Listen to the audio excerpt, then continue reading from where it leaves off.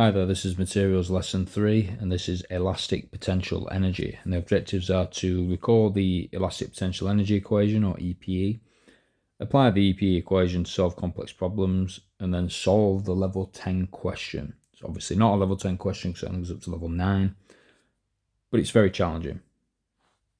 Probably beyond the scope of the GCSE, but you never know.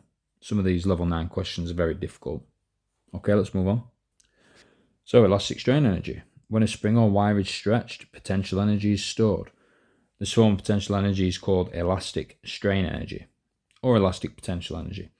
So consider a spring of original length L undergoing an extension E due to a tensile force F, and there will be energy stored.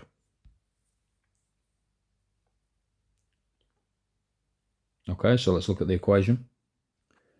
So the equation is elastic potential energy, EPE, is equal to a half K E squared. So EPE is the elastic potential energy, K is the spring constant, and E is extension. Let's try and put a box around this just to neaten it up. There we go. So I'll put some units in. So EPE, elastic potential energy, measured in joules. K is the spring constant, which we looked at last lesson, which is measured in newtons per meter. And E is extension, which is measured in meters. So what I'm going to do is to show you how we rearrange it to find K and E, just in case we struggle with this one. It can be pretty tricky mathematically. If you're okay with this, you might want to skip through till we get to the questions. So let's begin with the elastic. I'll just use E, so half K E squared. So if you want to find K, we need to rearrange to make K the subject. So we need to get rid of the half. So the opposite of halving is timesing by 2. So that'd be 2E equals K E squared.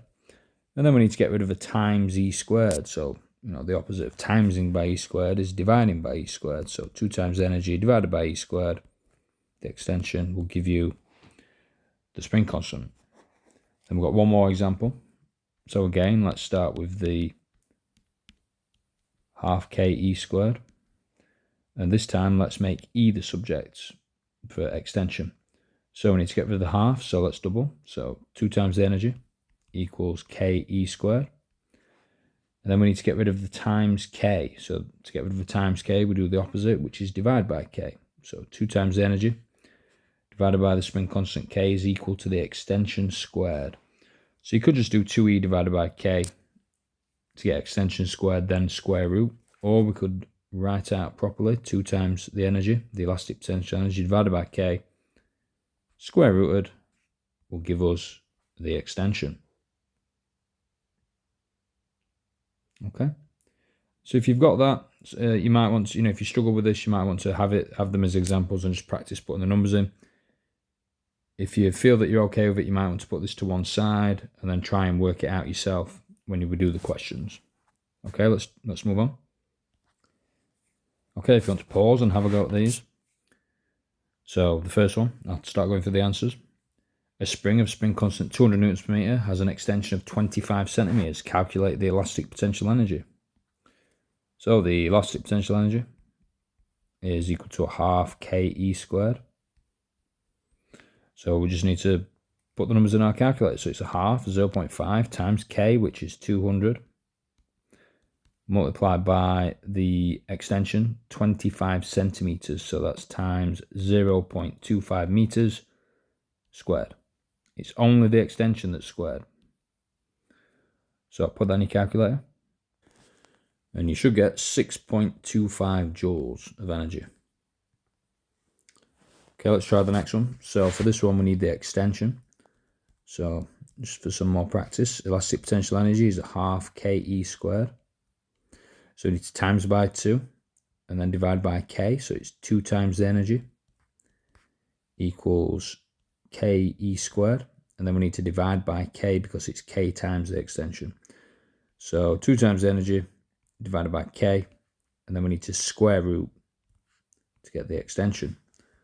So let's do that. So we've got 2 times the energy. So 2 times 14 is 28 divided by K, which is 400. and then square root. And that'll give us the extension in meters, which is 0.26 meters. Okay, one more. A spring has 100 joules of energy stored inside its elastic potential energy store, sorry. The extension is 200 millimeters. Calculate the spring constant. So we've got elastic potential energy is half ke squared. So we need to times by 2, divide by e squared. So 2 times the energy equals ke squared. And then to get rid of the times e squared, we need to do the opposite, which is divide by e squared. So 2 times the energy divided by the extension squared will give us the spring constant. So 2 times the energy, 2 times 100 is 200 joules, divided by the extension squared, so 200 millimeters. So we need to divide that by 1000. So that's 0.2 meters. So we need to do 0.2 squared. So you put that in your calculator, you'll get 5,000 newtons per meter. Hopefully that went okay. Right, let's try the really challenging question at the end. So if you want to pause and have a go at this one, and then I'll take you through the answers. A spring of original length 20 centimeters extends to 25 centimeters when a weight of 4 newtons is hung from it. Calculate A, the elastic strain energy stored in the spring. So it's a little bit of a challenging one, this, because if we write our equation, so the elastic potential energy is equal to half ke squared. We can't use that. We can get the extension, but we haven't got k.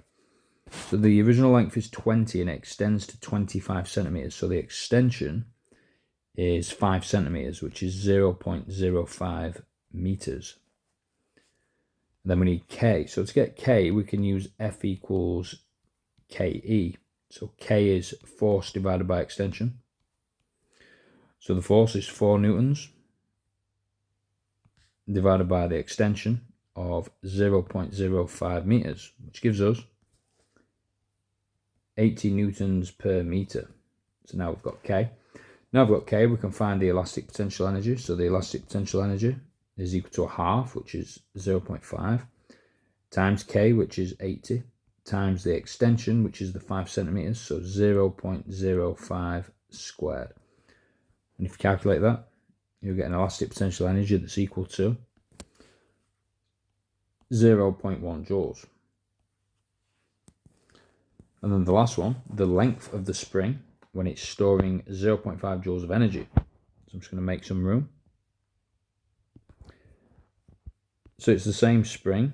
So the spring constant K is still 80 newtons per meter because that's material dependent. So we've got the energy, we've got K. We need to figure out the extension. So the elastic potential energy is equal to a half ke squared. So let's find extension. So we've got 2 times the energy divided by the spring constant K, and then square root that to give us the extension. So we've done that a couple of times now. So 2 times 0.5 is 1 joule. So 1 divided by K is 80. And then square root will give us the extension. And the value for the extension is 0.11 meters, or 11 centimeters. And then the question's asking for the length of the spring. So the original length is 20 centimeters, and we need to add, so we've got 20 centimeters plus the 11 centimeter extension, which gives us a total length of the spring of 31 centimeters. If you got that, very well done. That's pretty challenging for a GCSE question. And if not, if you want to try it again and see if you can get it next time, that's fine as well. Anyway, thanks for watching, and I'll see you at the next one.